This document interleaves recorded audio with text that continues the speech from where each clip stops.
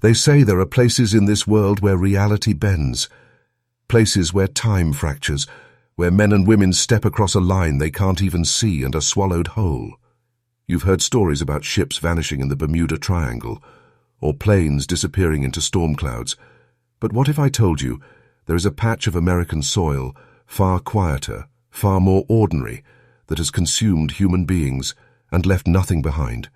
Between 1945 and 1950, in the shadow of Vermont's Green Mountains, at least 5 people walked into the forest and never came back. No blood, no bodies, no witnesses, just silence. A silence so absolute it feels like the earth itself had devoured them. Picture this. A cold wind moves through the trees. A hiker adjusts his pack on the trail. He is old but steady. His boots crunch on leaves. And then he takes one turn, one step deeper into the shadows. And that is the last the world will ever see of him. He is erased as if he never existed. And it didn't just happen once. Not just to one unlucky wanderer.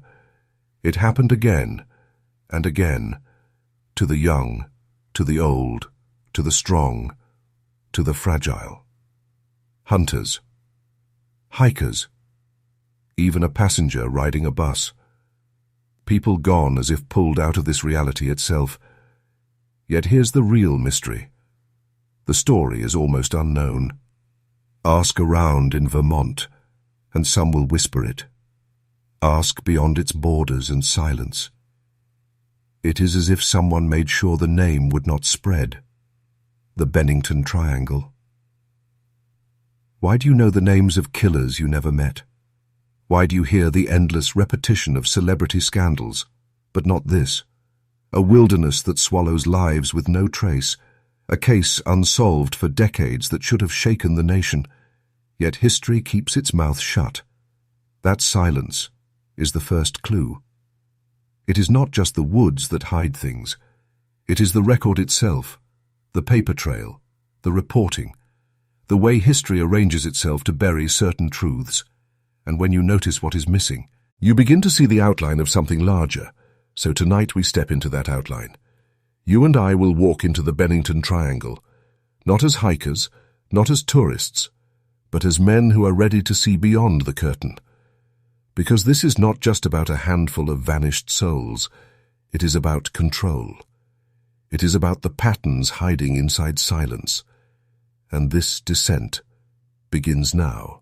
The story begins in 1945 with a man named Middie Rivers. He was 74 years old, but don't picture a frail old man. Picture a seasoned woodsman, a hunter who knew every trail and stream of the Green Mountains. He had lived his whole life in these forests. His steps were steady, his senses sharp. If anyone should have been safe in the wild, it was him. One November afternoon, Middie led a small group of hunters up into the mountains. The sun was dipping low, but he was confident. He walked ahead of the others, leading the path. They trailed behind at a distance. When the hunters rounded a bend, Middie was gone. At first it seemed ordinary. He had walked ahead further than expected. They called out. His name echoed across the valley. No answer. They pushed forward, certain they'd find him waiting with a smile. The trail went on, empty leaves shifting in the wind, and Middie Rivers had vanished. This was not an inexperienced hiker lost in confusion. He had survived storms. He had carried deer out of these mountains. He knew how to follow landmarks. He knew how to get home. The official report called it disappearance by natural causes. An old man lost in the wilderness. But anyone who knew Middie refused to believe it. Search teams swept the area for weeks. Hundreds of men combed through the woods not once but again and again. They found no trace, not a coat, not a rifle, not a body. Think about that. A 74-year-old man in heavy hunting gear steps a few feet ahead and disappears without a sound. No broken branches, no blood, no sign of struggle. The ground swallowed him, as if the earth had opened and closed around him. And here is the darker truth. Middie's disappearance was not treated as extraordinary. Local headlines wrote about it for a few days. Then the silence began, as if a curtain had been drawn over the event, as if those in power were eager to move attention away. But this was only the beginning.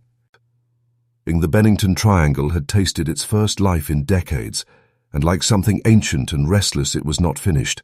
1 year later, it would claim someone else. This time not a woodsman with a lifetime of experience. This time a young girl, a college student full of promise, and her disappearance would shatter the illusion that anyone was safe. It was December 1946. A year after Middie Rivers vanished into the mountains. The air was cold and sharp. Winter pressed against the small town of Bennington. And in that season of stillness, a young woman named Paula Welden stepped onto the long trail. She was only 18, a college student full of fire and curiosity. She told her friends she was going for a hike. No grand plan. Just an afternoon walk to clear her mind. She wore a red coat, a color that should have made her visible for miles. But that coat would become one of the most haunting details in this story. Witnesses saw her on the trail that day. Some remembered her walking with purpose. Others said she looked as though she was searching for something. A man saw her from behind and assumed she would be just ahead when he rounded the bend. But when he reached it, Paula was gone. Not stumbling, not screaming. Simply gone. The search for Paula was massive. Hundreds of volunteers filled the woods. Helicopters circled overhead. Bloodhounds picked up her scent and then lost it in the middle of the trail as though it ended in thin air. The red coat should have been a beacon against the snow and trees, but nothing was found. No torn fabric, no body, no sign of her passage. And here is where the cracks in the system revealed themselves. Vermont had no state police at the time. The investigation fell into chaos. Different groups argued over who was in charge. Evidence was ignored. Leads went cold. Paula's father accused the authorities of incompetence and cover-up. And still to this day, not a single clue has been recovered. Understand what this means. A young woman vanished, not in wilderness alone, but under the eyes of witnesses and under the pressure of the largest search the region had ever seen. And yet silence. Silence from the government. Silence in the records. Silence that rings louder than any scream. The long trail did not just swallow her. It revealed something deeper. The failure of institutions, the fragility of systems we are told to trust. When Paula disappeared, the state of Vermont was forced to confront its own emptiness, that there was no real structure to protect its citizens, that safety itself was an illusion, and the triangle was not finished. Its hunger was growing. Its next victim would not even vanish in the forest. They would disappear in plain sight, in front of dozens of people who swore he was there one moment and gone the next. Paula's disappearance should have shaken Vermont to its core. A young woman from a respected family vanished without a trace on a well-traveled trail, and the entire state was caught off guard. And what did it reveal? That there was no real system in place to protect its people.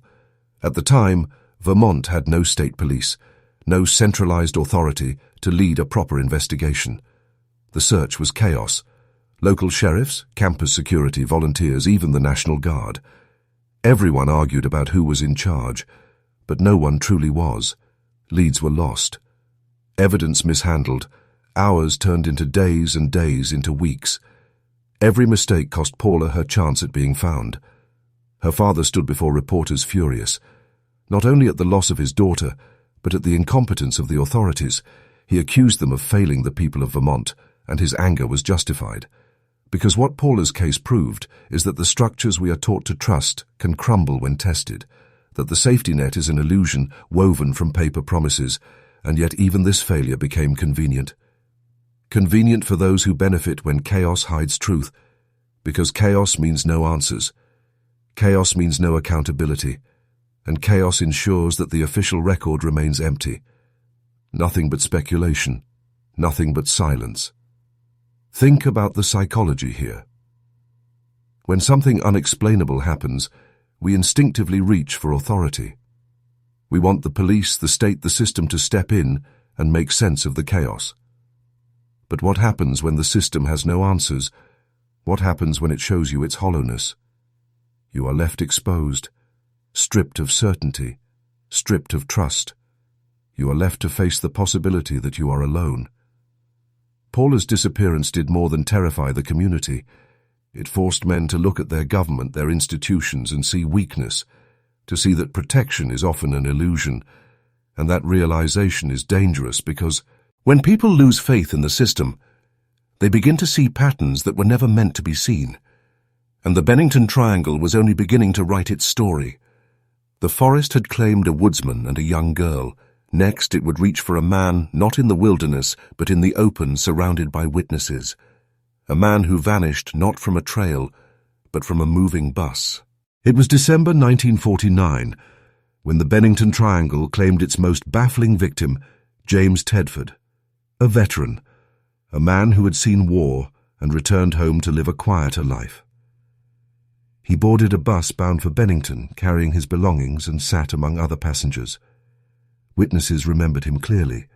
They saw him sitting quietly, staring out the window. His ticket confirmed his destination. His luggage was placed in the rack above his head. The bus rolled through winding mountain roads, stopping at towns along the way. Passengers got off, new ones got on. Each time witnesses noticed James sitting there still and silent. Then came the final stop in Bennington. The bus pulled into the station. Doors opened. Passengers stepped off one by one, until the driver looked down the aisle. James Tedford was gone. His luggage remained, his ticket, his belongings, everything but him. The witnesses swore he had been there just moments before, and yet somewhere between one stop and the next he had vanished. The bus never stopped on an empty stretch of road. There were no reports of a man stumbling into the forest. No one saw him leave.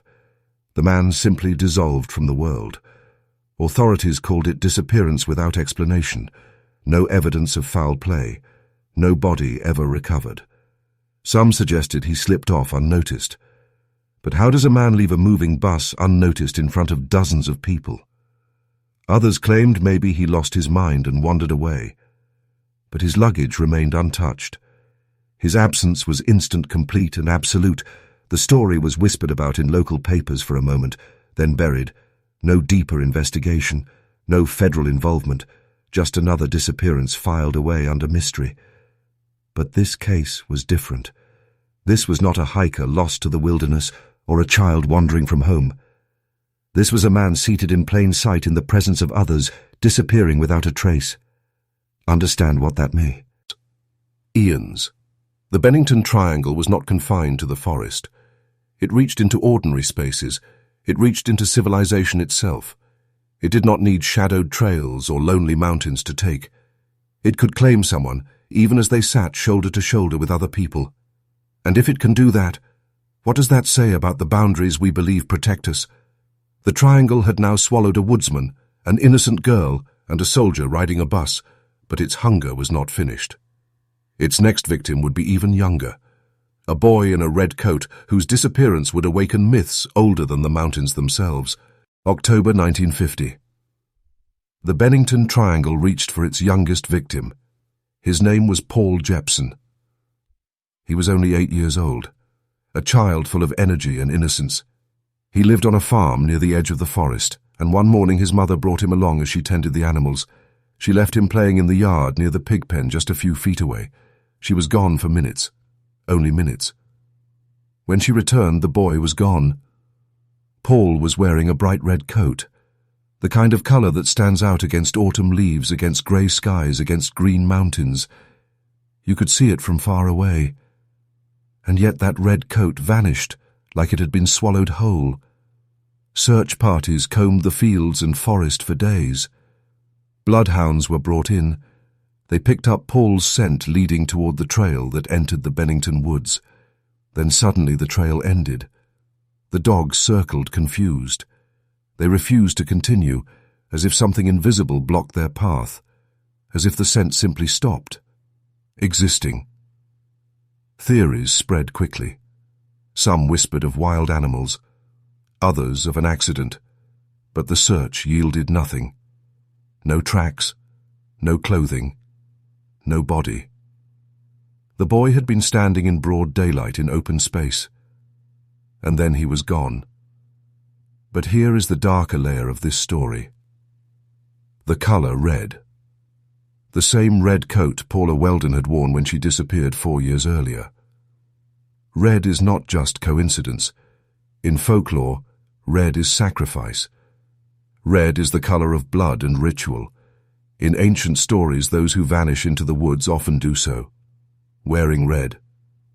It is as if the forest marks them in advance or chooses them with a color that cannot be ignored. Think about the cruelty of it. A child dressed in the brightest color, so he could be seen and protected, yet the red became a curse, a signal, a beacon not for safety, but for disappearance. The case was never solved. His parents never recovered. His absence is still an open wound. But in the shadow of the Bennington Triangle, Paul Jepson became more than a missing child. He became a symbol of something older, something woven into the land itself. And that land would soon give back a body, but not to comfort, not to bring closure, to deepen the horror, because the final known victim of the triangle was found in a place already searched dozens of times. October 1950, again. The same month, little Paul Jepson vanished. A woman named Frida Langer walked into the forest with a relative. She was 53, tough, resilient, someone who knew the land well. A simple hike turned deadly when she slipped on a rock near a brook, soaked her clothes, and decided to turn back for a change of clothes. She promised to meet the others soon and started the short walk home. She never arrived. The search for Frida was relentless. Hundreds scoured the woods. Her face was known. Her route was clear. It was impossible to imagine her vanishing unnoticed. Yet she did search teams, crossed and recrossed the trails. They swept the brooks, the fields, the open clearings. Her family pleaded for answers. Weeks passed. No trace. Months passed.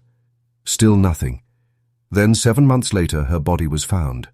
But here is the detail that chills the blood. She was discovered in an open clearing, a spot that had been searched many times before, the kind of place dozens of men had walked across, combed through with dogs and eyes scanning for any clue, and suddenly there she was. No one could explain it. How does a body appear in a place already searched? How does death hide itself and then return when it chooses? The state offered no clear answers. The autopsy could not determine a cause of death.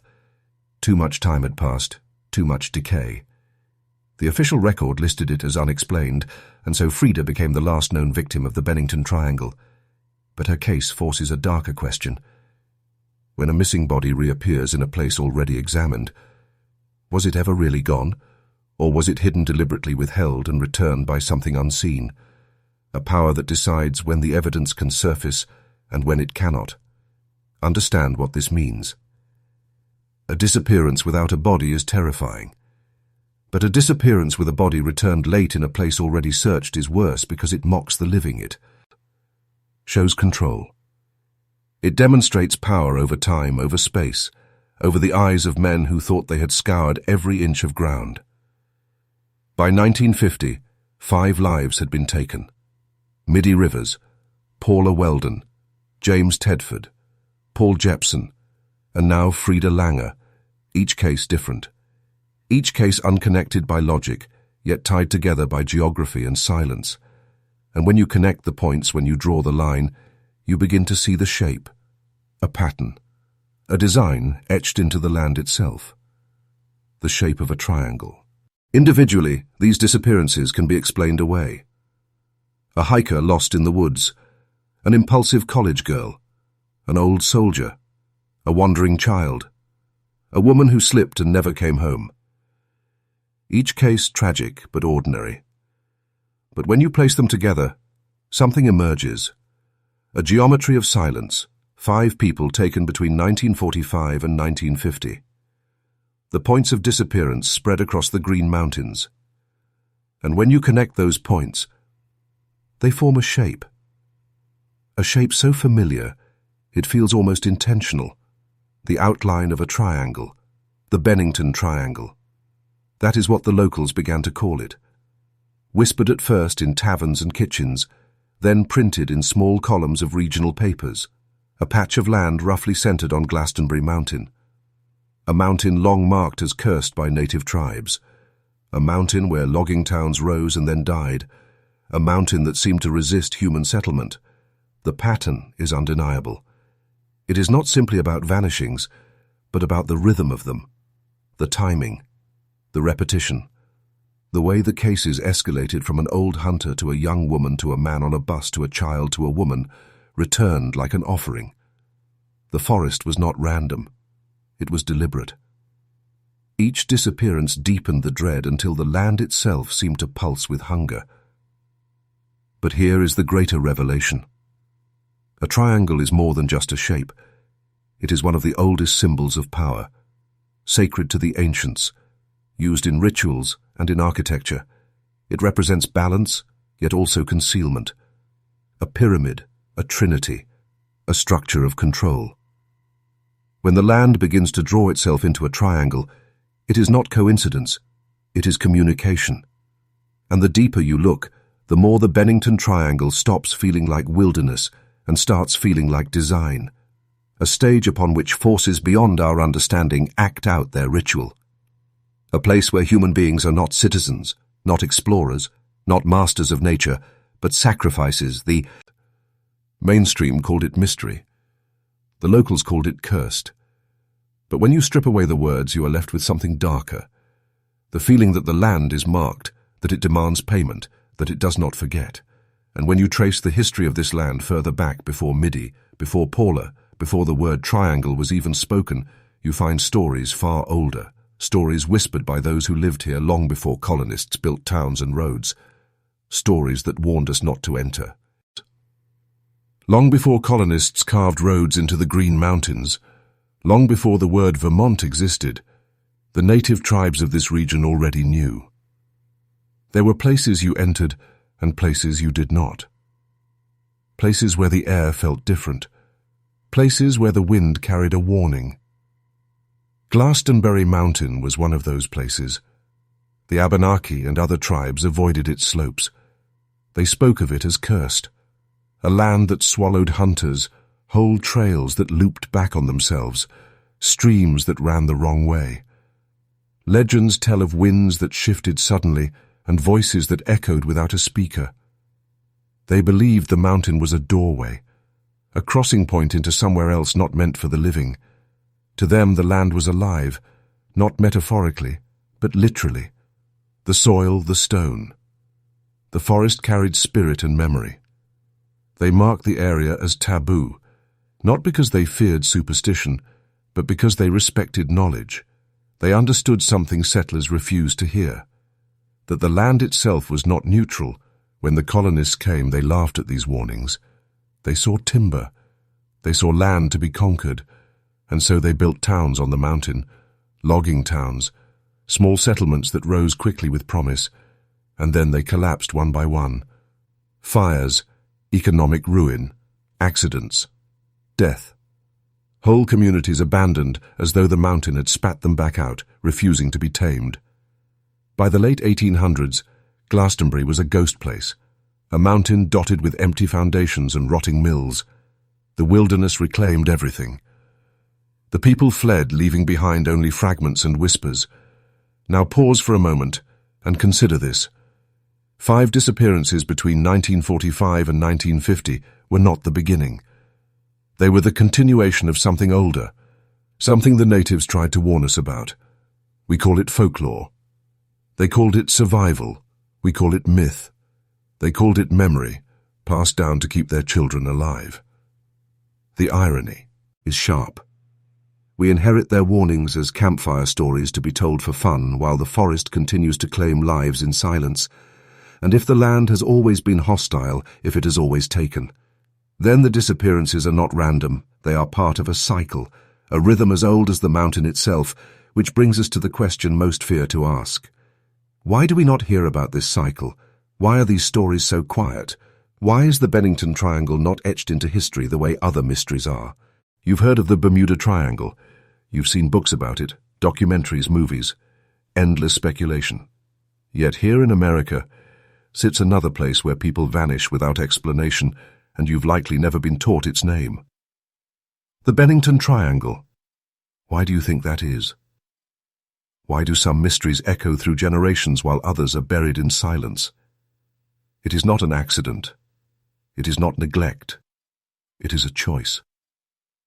Think about what happened between 1945 and 1950. 5 disappearances back to back. A woodsman, an 18-year-old girl, a soldier on a bus, an 8-year-old boy, a woman whose body was returned like an offering. In any other case, this would have become national news, a sensation, a warning. It should have been front-page headlines across the country. Instead, the coverage was thin, scattered, soon forgotten. The locals whispered, but the nation remained quiet. The silence came not only from the forest, but from the records, the reporting, the way the story was allowed to die on the vine. And silence is never neutral. Silence protects someone. Ask yourself, who benefits when the public forgets? Who gains when the narrative is reduced to campfire legend instead of national investigation? Who profits when the idea of cursed land is dismissed as folklore instead of studied as evidence? We are taught to believe that institutions exist to uncover truth. But again and again we see the opposite. The truth is filtered. The truth is managed. Some mysteries are magnified because they serve a purpose. Others are buried because they threaten order. Because if too many men looked at the Bennington Triangle and saw a pattern, they might begin to question not only the forest, but the very system that claims to protect them. And this is the deeper horror. The vanishings are terrifying. Yes. But the silence around them is worse, because silence tells you there are hands shaping the story you receive. There are forces deciding which truths you are allowed to hear and which ones must be buried.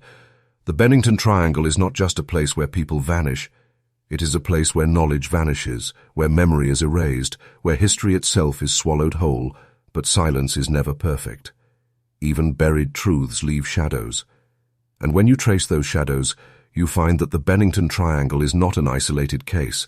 It is part of a larger pattern, a template repeated across the world. When something horrifying happens, your first instinct is to speak of it. You tell your neighbors. You tell your family. You repeat it until the story becomes memory. That is how humans defend themselves through knowledge.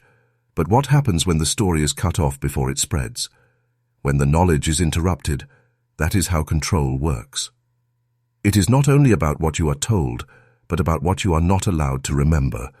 The Bennington Triangle proves this. Silence is not passive, it is engineered.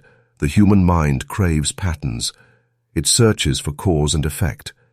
Yet institutions have learned to weaponize that hunger by feeding you partial truths. They give you fragments and encourage you to fill in the gaps with doubt, with ridicule, with dismissal. They ensure that when you hear of a place like the Bennington Triangle, your first thought is not, why are we not told more? But that can't be real. This is not by accident, it is conditioning. Repetition teaches you to mock what is dangerous to question. Because if men started demanding answers, if men started asking why 5 lives vanished within a few years, in one cursed region, the system would be forced to admit it cannot protect you. And nothing threatens authority more than admitting weakness. Control does not always look like chains. Control often looks like silence. Sometimes it looks like distraction. A headline shifted, a narrative rewritten. A truth treated as entertainment instead of evidence. Think about how you first heard of the Bermuda Triangle.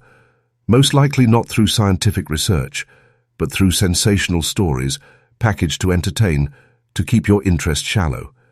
That is the same method applied here.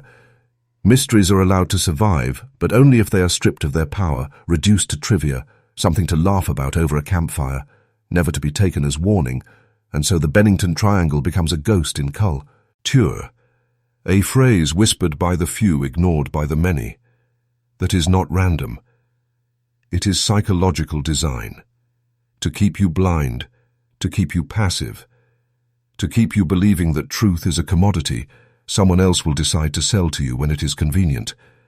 But if silence is the weapon, then memory is the resistance. Because if men refuse to forget, if men refuse to dismiss, then the shadows lose their grip. The story awakens again. And with awakening comes danger, because once you awaken to one hidden story, you begin to see echoes everywhere. The Bennington Triangle is not alone. Once you recognize its shape, you begin to see it mirrored across the world. A geometry of vanishings repeating like a secret language written on the earth. The Bermuda Triangle swallows planes and ships whole. The Dragon's Triangle near Japan claims vessels in calm seas. The Alaska Triangle stretches from Juneau to Barrow, where more than 16,000 people have disappeared in just a few decades. Each one marked by stories of lost travelers, broken compasses, lights in the sky and silence from the authorities. These are not isolated anomalies. They are echoes, patterns like fingerprints left behind by something we cannot see, something that has been with us longer than history, something that appears when human beings wander into places where they do not belong. And notice this. The stories are always dismissed with the same methods: ridiculed jokes, half-hearted explanations about bad weather or poor navigation, always just enough doubt seeded to keep the masses from digging deeper. Always the same suggestion that anyone who questions too loudly is a fool, yet the bodies are never found, the disappearances never solved, the grief of families never answered. It is as though the world has places where the veil is thin, where the rules we think govern reality begin to bend. And in those thin places, human beings are consumed, not by chance, but by design. Think of it this way. If the earth itself has scars, if it has wounds that never heal, then the triangles are those wounds. And like any wound, they attract scavengers, predators, forces that feed on weakness. The land hungers, the air distorts, the silence grows, and the people who vanish are not victims of nature, but sacrifices in an ongoing ritual we are too blind to recognize. The Bennington Triangle is small compared to Bermuda or Alaska, but that makes it more dangerous, not less, because it hides in plain sight. It shows us that this pattern is not distant, not exotic, not confined to oceans. It is here in our own forests, our own backyards, in land walked upon every day. And once you understand that these places are connected, you begin to realize that they are not random scars. They are markers, a map leading toward something larger, something ancient, something deliberately hidden from you. There is a reason most men never awaken. It is not because the truth is invisible. It is because the truth is unbearable. To see the world as it is means shattering the illusions that protect you. And once you shatter them, you cannot rebuild them. When you learn about the Bennington Triangle, and then the Bermuda and the Dragon's Sea, and the Alaskan wastelands, you realize that the vanishings are not isolated tragedies.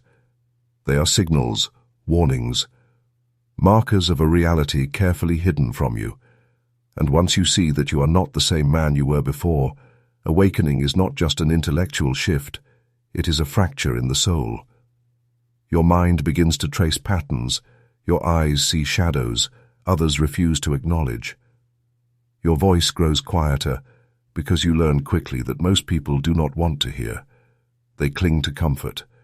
They crave the illusion that the world is safe, that governments know all, that science has the answers. You become a stranger among your own people. And here is the cruelty. Awakening gives you sight, but it steals your belonging. You become the man who notices the missing questions, the silences, the lies packaged as truth. You see how easily stories are buried, how swiftly memories are erased. You start to understand that most of history is not a record of what happened, but a theater of what was permitted to be remembered. This transformation is not without danger. Men who awaken are often broken, not by the truth itself, but by the loneliness of holding it, alone in a crowd, alone in a family, alone in a culture that punishes those who ask too much. But hear this clearly. there is also strength in this fracture. Because to awaken is to step outside the prison walls, to see the bars for what they are, to recognize that the world is not safe and never was. Yet in that recognition you gain power. The illusions no longer control you. The silences no longer lull you to sleep. Awakening is exile, but it is also initiation. It is the beginning of seeing not only the patterns of mystery, but the machinery of control. And once you see that machinery, you cannot unsee it. You begin to understand how the vanishings in Bennington are not only about missing people, but about the invisible systems that decide what you are allowed to know. Disappearances on this scale do not fade by accident. They are buried. When 5 people vanish in one small region within 5 years, the natural expectation would be outrage, a flood of reporters, a swarm of investigators, a demand for answers. Yet what happened in Bennington was the opposite. The noise faded fast. The records blurred. The memory dissolved. That does not happen without design. The machinery of silence is older than you imagine. It does not rely on censorship alone. It relies on misdirection, on flooding the mind with noise, so the signal is lost. For every article written about a vanishing, 100 more are written about trivialities, so that the disappearance becomes one more drop in an ocean of distraction. Police reports were incomplete. Newspapers, inconsistent. One man vanishes and is blamed on the wilderness. Another disappears and is dismissed as an accident. When even patterns are obvious, each case is framed as if it stands alone. That is not incompetence. That is framing. A subtle art designed to keep the public from connecting dots.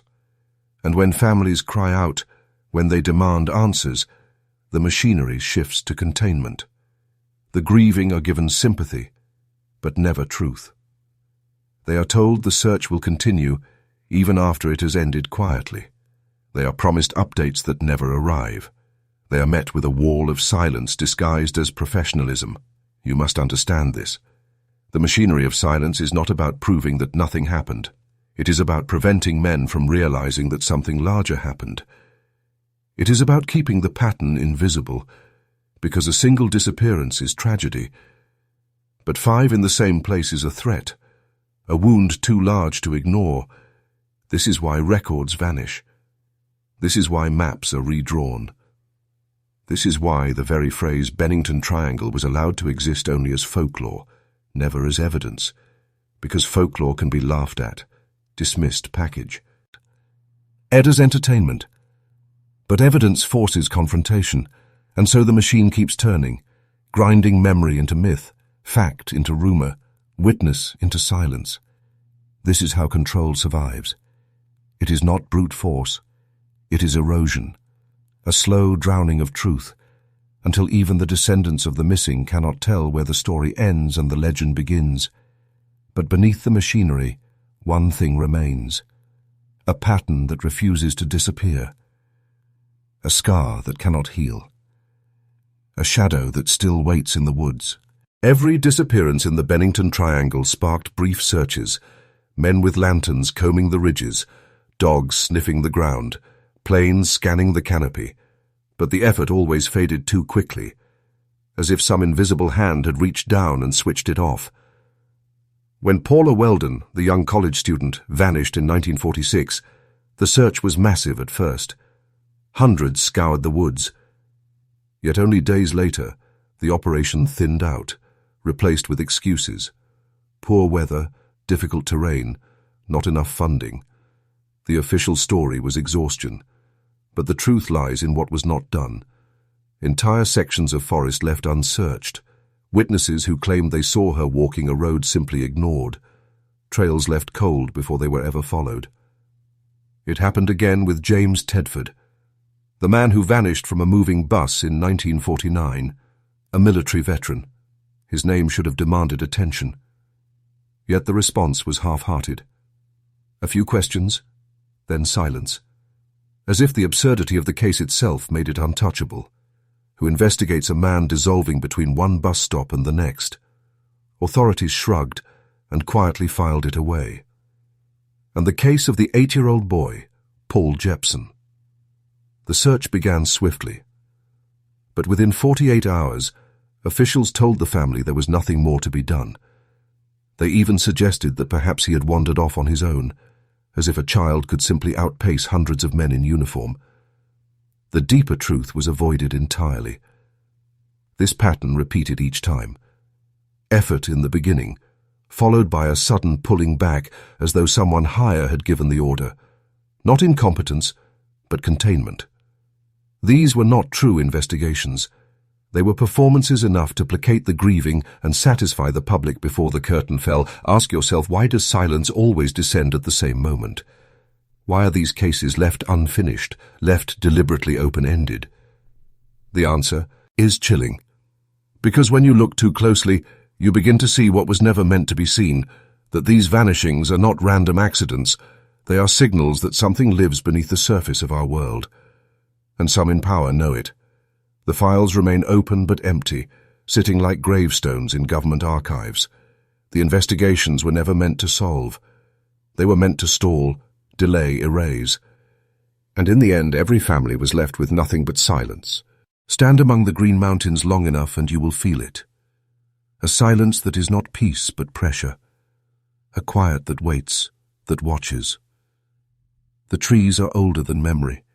Their roots wound deep into black soil that has swallowed generation after generation. The forest is not backdrop here. It is player. It is predator. It is judge.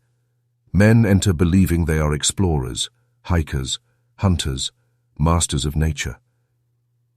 But the forest bends them, absorbs them, erases their tracks. The moss swallows footsteps. The canopy steals sound. The air itself thickens until the mind begins to falter. And in that confusion, men wander not into death, but into something older. A hunger that does not release what it takes.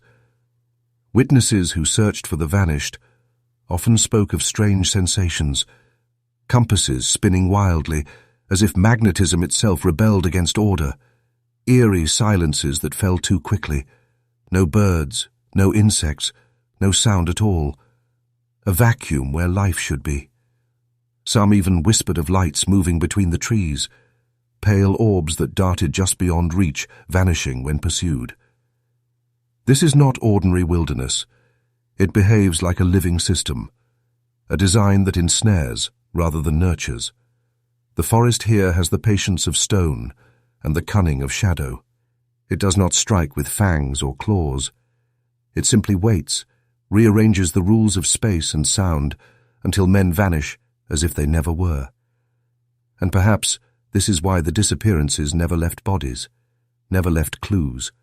Because the forest does not kill in the way men understand. It consumes, folds people into itself, rewrites them into soil, into roots, into the silence itself.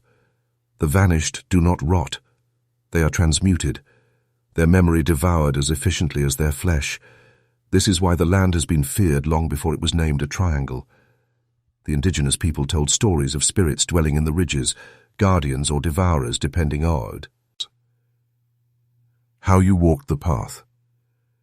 They warned outsiders not to linger, not to challenge the deep silence. Those who did often did not return. The predator is not an animal, but a place, and the Bennington Woods are a place that eats men whole. Long before the name Bennington Triangle was ever spoken, the land carried another reputation. The Abenaki, the native people of Vermont, told stories of places in the Green Mountains where humans did not belong. They spoke of a cursed ground, of a place where the earth itself opened to swallow the living whole. They called it taboo, a forbidden zone. And for centuries their warnings went unheeded. To the Abenaki, the mountains were alive, not metaphorically, but literally. They were inhabited by spirits, some guides, some deceivers, some destroyers. The elders told hunters never to linger in certain valleys, never to climb certain ridges, and above all, never to wander too deep into the forest when the mist rolled down from the peaks. For the mist was the sign that the boundary was thin, that something beyond the human world had awakened. One legend tells of a stone in the mountains, vast and smooth, with no edges, a stone that consumed anything that touched it. Hunters who pressed their hands to it were said to vanish, drawn inside as if into liquid. Others swore it was not a stone at all, but an opening, a doorway to somewhere not meant for man. The forest was not random wilderness. It was a gate, and gates are not passive. Think of the weight of this warning. For generations, the Abenaki avoided what modern men would later call adventure trails, hiking paths, hunting grounds. They did not see nature as playground, but as power. A power that demanded respect and distance. Yet settlers laughed off these stories. They pushed deeper, built homes, cut trails, declared dominion over the mountains, and almost immediately people began to vanish. What is most unsettling is that the pattern matches the legend. A stone that swallows, a mist that disorients, a forest that refuses to give back what it takes. The stories were not fantasy. They were maps of danger, maps ignored by the arrogant. When Paula Welden vanished in 1946, some elders whispered she had found the stone, the gate, the thing that consumes. The newspapers called it superstition. But perhaps it was memory, the memory of a truth older than the nation itself. And this is the lesson men never want to hear. The past does not vanish just because you refuse to believe it. It waits patiently to prove you wrong. Ask yourself this: if 5 people vanished from the same stretch of forest in less than a decade, why was there no national outrage? Why were there no endless congressional hearings, no waves of investigative documentaries? Why did it fade, quietly, into folklore? The truth is simple. Silence is not an accident. Silence is manufactured. Governments, institutions, and the media decide which stories live and which die. When Paula Welden vanished in 1946, she was not just a young woman lost in the woods. She was a student at Bennington College, educated, connected, the daughter of influence. Her disappearance could have ignited a firestorm, but instead it was contained, controlled. The search was disorganized, sabotaged even. Neighboring states refused to cooperate. The FBI declined to intervene, despite the fact that interstate jurisdiction would have made it their responsibility. Why? When ordinary people vanish, the system looks away. When patterns emerge, the system buries them. Because public fear is a currency, and panic must be spent wisely. One disappearance can be milked for headlines, for ratings, for fear to be directed toward an enemy. But 5, in the same cursed place, that would raise questions. Questions that point not to foreign threats, not to outside enemies, but to something wrong here, at home. So the narrative was controlled. The newspapers printed the facts, then buried them in the back pages. The locals whispered. The legends were recast as folklore, stripped of urgency and power. And soon, the mystery was no longer a crime, but a campfire story. This is how power works. Not by denying truth outright, but by diluting it until it feels harmless, but harmless it is not. The men in control understood what the disappearances represented. A reminder that there are places, even in the so-called civilized world, that do not obey the rules of reason. A reminder that the state cannot protect you. That safety is an illusion. A reminder that human beings can vanish into thin air, without cause, without solution, without closure. And they could not allow you to believe that, because once you see how fragile your order is, you stop obeying. The Bennington Triangle was not just a series of vanishings, it was a crack in the story of control. And so they buried it. You've been told that the disappearances were chance accidents, wandering too far into the cold. But ask yourself, why always here? Why this valley? This corridor of forest, this one stretch of mountain that locals refuse to name after dark. There are whispers, never printed, but carried like a poison through the backrooms of New England. That the vanishings were not accidents at all, but offerings. The Green Mountains, they say, have long been a place of ritual. Not the quaint rituals you read about in history books, not harmless folk traditions, but darker practices. Carried by settlers who fled Europe not only for freedom, but for secrecy. Secret societies who believed the forest itself was a temple, a place to commune with forces not of this world. The Abenaki spoke of a stone that swallowed men. Settlers built their churches upon it. Secret orders carved their symbols into trees so that only initiates could follow the path. And in the middle of the 20th century, when people began vanishing again, some claimed it was because the ritual clock had turned, that the land had to be fed. Consider this.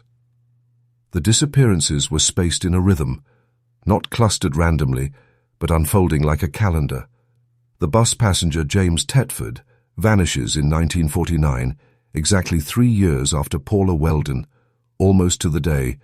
Coincidence or observance? That is how ritual works, in cycles, in echoes, not in chaos. And here is the part that chills most witnesses. Those who spoke before they were silenced claimed to see figures moving in the forest, figures in dark coats watching the search parties, never joining, never speaking. Hunters who felt eyes on them at dusk reported symbols carved into bark where no trail had ever run, circles, spirals, crosses broken at the edges. Ritual signs older than New England itself. If this is true, then the Bennington Triangle is not merely cursed land, it is consecrated land. Consecrated not to God, but to something else. The question is not whether the forest consumes. The question is who it consumes for. Fear is not just an emotion, it is a system, a currency of control. The institutions that buried the Bennington disappearances knew this. They did not need to explain the vanishings. They only needed to let the whispers linger, think of it. The story of a woman who walked into the woods and never returned. That story does not need resolution. Its very incompleteness is the weapon. Every time a man walks into a forest and remembers Paula Welden's name, he feels the edge of vulnerability. Every time a father tells his son to avoid Glastonbury Mountain, a lesson is reinforced. The world is not safe. You are not safe, and when you are made to feel unsafe, you look upward. You obey authority. You follow laws. You accept restrictions, because at least the order of society pretends to shield you from chaos. What you don't realize is that the chaos itself is managed. It is curated, not eliminated, but allowed to exist in pockets, in shadows, as reminders of the price of disobedience. The Bennington Triangle was one of those reminders. Its silence taught obedience. The newspapers stopped talking. The FBI looked away. The government let the story rot into legend. And in doing so, they transformed it into something even more powerful. An invisible boundary. An unseen fence around your mind. That fence tells you not to wander too far, not to question too much, not to see beyond the line. Fear is the most efficient leash, because it does not require guards, chains, or prisons.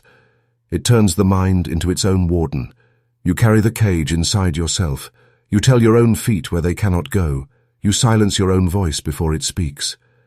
The vanishings in Vermont were not just tragedies. They were lessons, warnings whispered through the culture, reminders that you do not control your fate, that there are higher forces, men or otherwise, that decide who vanishes and who remains. And so the system lets the mystery live, not to reveal truth, but to reinforce submission. Fear becomes folklore, folklore becomes obedience, and obedience keeps the wheel turning. When 5 people disappear without a trace, the ordinary mind cries accident, predator, misfortune. But the initiated mind asks something darker. Who benefits from the sacrifice, who is fed by the loss? Look closer at the pattern. The vanishings were not children. They were not the elderly.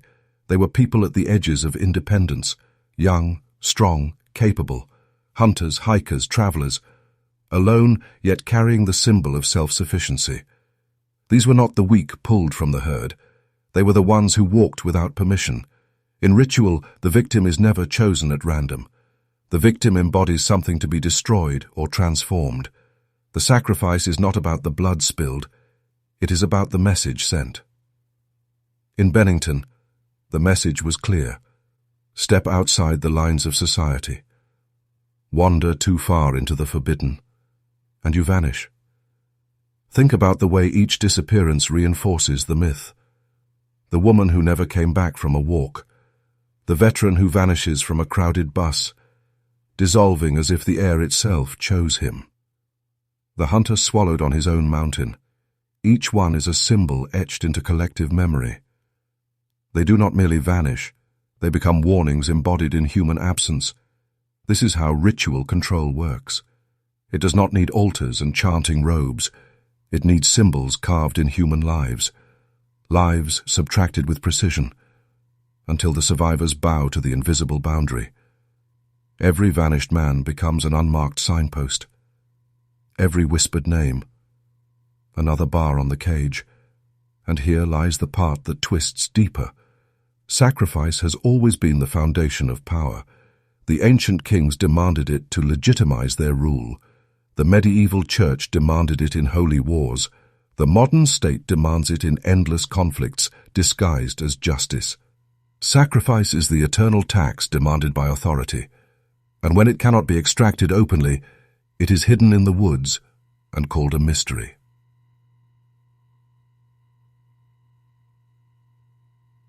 The Bennington Triangle. Gley is not a local anomaly. It is a reminder that every system of power requires its offerings, and when the offerings go unseen, the control is even stronger. Because what is unseen is unresisted. The forest did not just consume people. It consumed them to remind everyone else what happens when you wander too far. Bennington is not alone. It is not an isolated wound on the map. It is one coordinate in a vast network of vanishings that stretch across the world, each one shrouded in silence, each one carrying the same design of fear. Think of the Bermuda Triangle, ships swallowed whole, planes vanishing from clear skies, radio transmissions cut short with words like, "They look strange. They're not like anything I've seen." And then silence. No wreckage, no survivors. Just absence. Think of the Devil's Sea off Japan, where entire fleets disappeared in calm waters. So feared it was declared a danger zone and erased from civilian maps. A void in geography, a forbidden scar where human presence itself was unwelcome. Think of the Bridgewater Triangle in Massachusetts, a land of lights in the sky, spectral figures, mutilated animals, and disappearances passed down in whispers. Local police dismiss reports but never explain them. Hunters refuse to enter at night. Entire towns build their identities around the dread of the place and then return to Bennington. The same silence, the same erasure, the same legend fed through rumor instead of answers. What you are seeing is not coincidence. You are seeing design. Notice the geometry. Triangles, 3 points fixed, 3 boundaries drawn, the symbol of containment, the oldest sigil of power. Triangles were used by the ancients to summon and bind. They were etched in temples to contain forces beyond control. They were carved into the earth as maps of dominion. And here is the uncomfortable truth.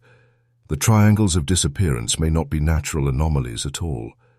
They may be living instruments of psychological control.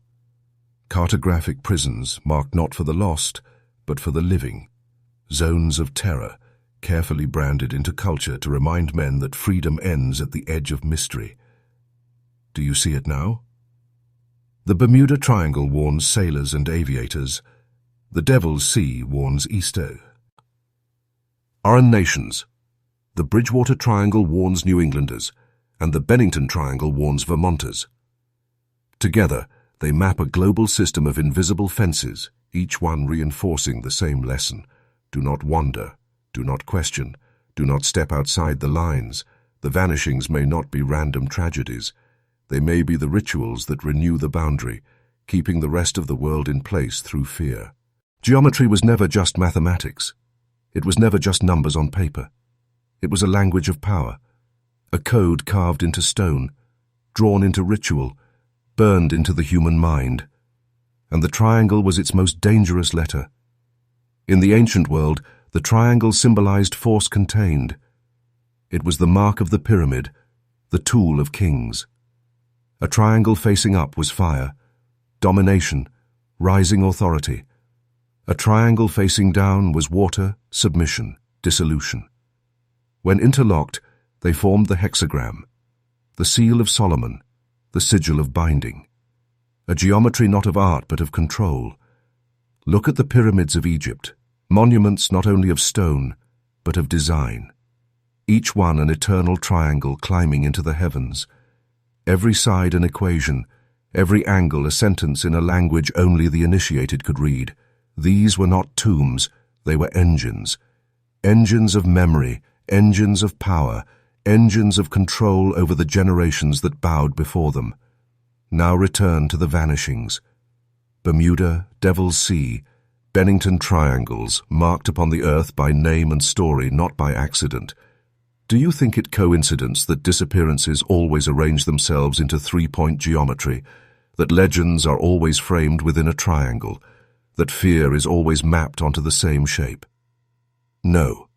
This is cartographic ritual. This is sacred geometry, reborn as folklore, because the human mind is obedient to symbols, bypass reason. They strike the subconscious, cutting deeper than facts. Men do not fear statistics. Men fear symbols. A lone hiker lost in the woods is tragedy. 5 vanishings within a triangle is myth, and myth is unshakable. The elites know this. They always have. They understood that a people ruled by reason will eventually rebel, but a people ruled by myth will kneel forever. So they weaponized geometry. Triangles on maps, sigils on flags, seals on documents. Even the pyramid on your dollar bill staring back at you every day. The eye above the triangle watching you. Not as art, not as accident, but as a reminder that you live inside boundaries you cannot see.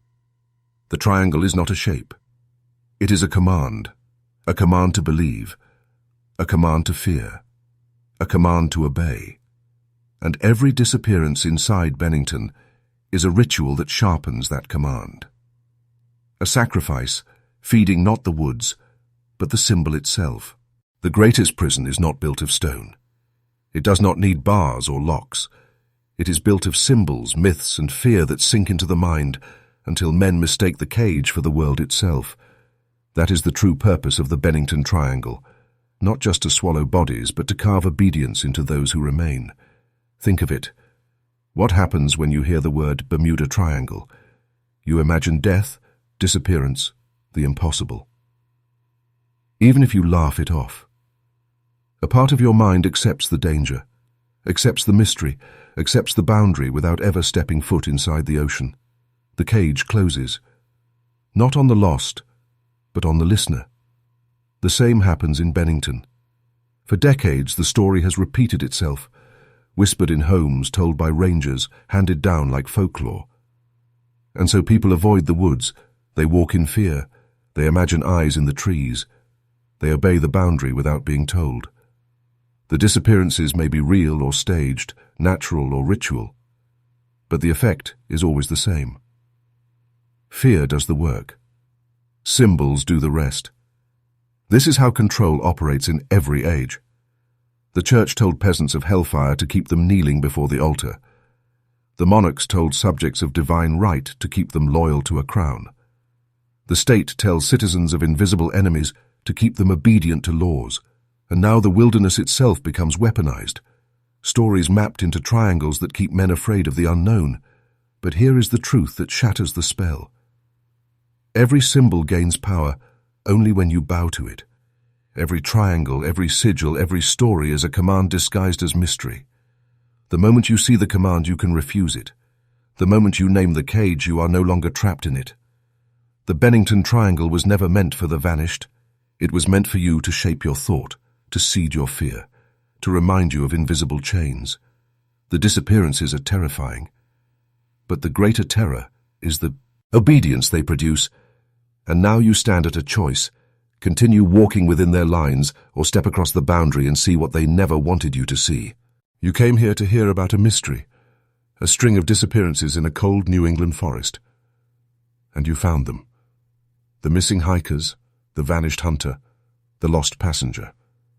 But what you also found was something far more dangerous. A pattern, a ritual, a cage. The Bennington Triangle is not just a place. It is a mirror showing you how power works, how myth binds, how symbols carve obedience into the soul. 5 vanished bodies were never the true story. The true story is the spell woven around them, a spell designed to make you believe in fear, to bow to geometry, to whisper the myth until the cage passes from one generation to the next. But you are not like the others, because you heard the hidden rhythm beneath the story. You saw how the disappearances echo Bermuda, echo Devil's Sea, echo pyramids, echo the eye on your own currency. You felt the cold hand not of the forest, but of the system that feeds on your belief. And now you face a truth that most men will never dare to speak. The disappearances will continue. The myths will continue. The cages will continue, until men break them, until you break them, because the only way to kill a symbol is not with weapons, not with laws, but with rejection. When you see the triangle and no longer bow, when you hear the myth and no longer fear, when you face the unknown and step forward instead of shrinking back, then the cage cracks, then the spell dissolves. That is why you were brought here, not just to listen, but to awaken, to step out of the passive audience and into the circle of those who see. And if you see now, if you refuse the cage, then you are no longer who you were when you pressed play. So mark it here. So it is sealed in you. Write in the comments the words twice. I step beyond the triangle. Do it not for the algorithm, not for me, but for yourself, because every spell requires a counter-ritual, and your voice, your declaration, is. The first hammer blow against the cage. The forest waits. The myths circle, the triangles glow on maps. But you no longer walk as prey. You walk as one who sees. And once you see, you cannot go back.